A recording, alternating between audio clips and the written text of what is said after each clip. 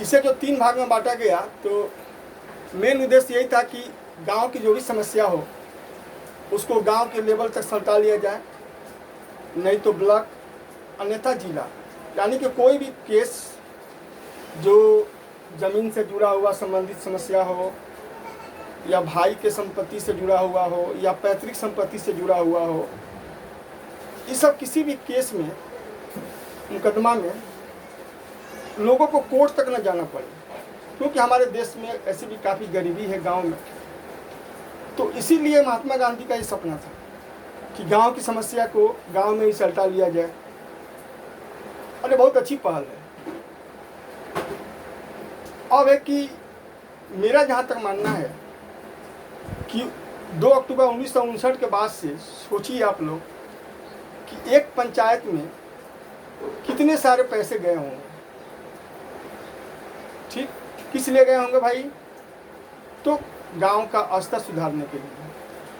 अब एक ग्राम पंचायत में जो मुख्य होता है उसको ग्राम प्रधान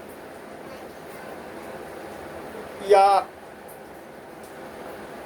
बिहार में तो मुखिया कहा जाता है, इनके हाथों में होती है, और इनके साथ एक ग्राम सेवक होता है। ग्राम सेवक सरकारी होता है और एक जनप्रतिनिधि होते हैं।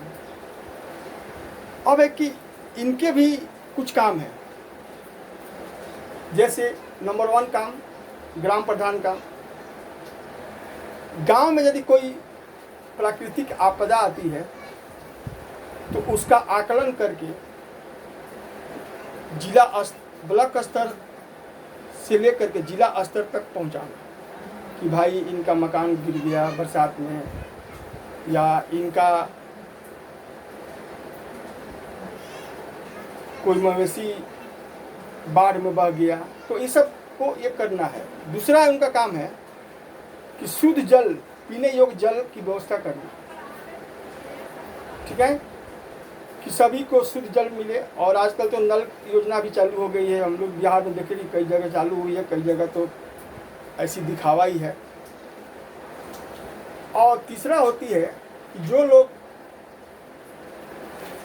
ज़्यादा ही बुजुर्ग हैं, यानी 60 साल की उम्र के हो गए हैं, और उनके देख रेख में पेंशन, अथवा जिनके मकान नहीं है उनके लिए मकान की व्यवस्था करना, ये सब जिम्मेवारी आती है।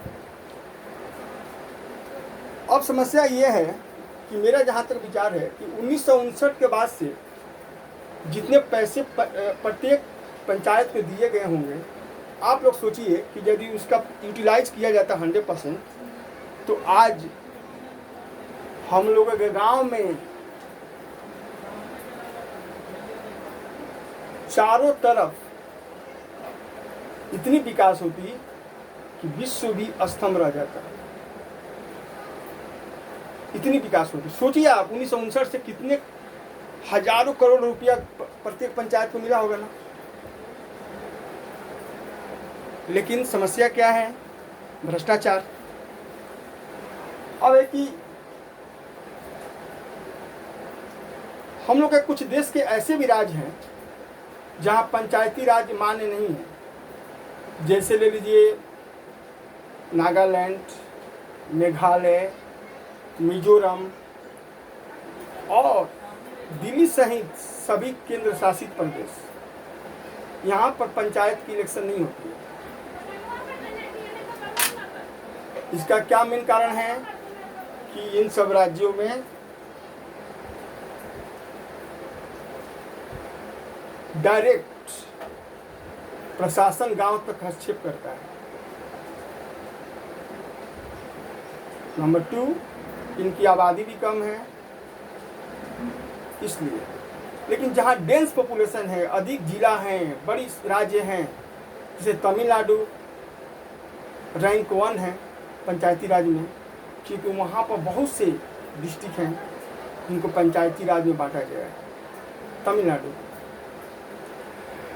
तो सुन लो तुम बच्चों जो जानकारी लेना चाहते हो कि कौन कौन सा हमारे देश के राज्य और यूटी यानी कि केंद्र शासित प्रदेश में पंचायती राज लागू नहीं है। तो नागालैंड राज्य है, मिजोरम है, और मेघालय है।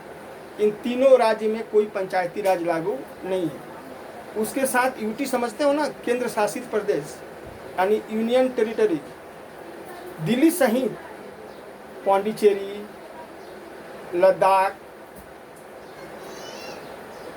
ठीक है, और ये पोर्ट ब्लेयर राजधानी है ना, अंडमान निकोबार द्वीप समूह, यहाँ सब पंचायती राज नहीं होती है।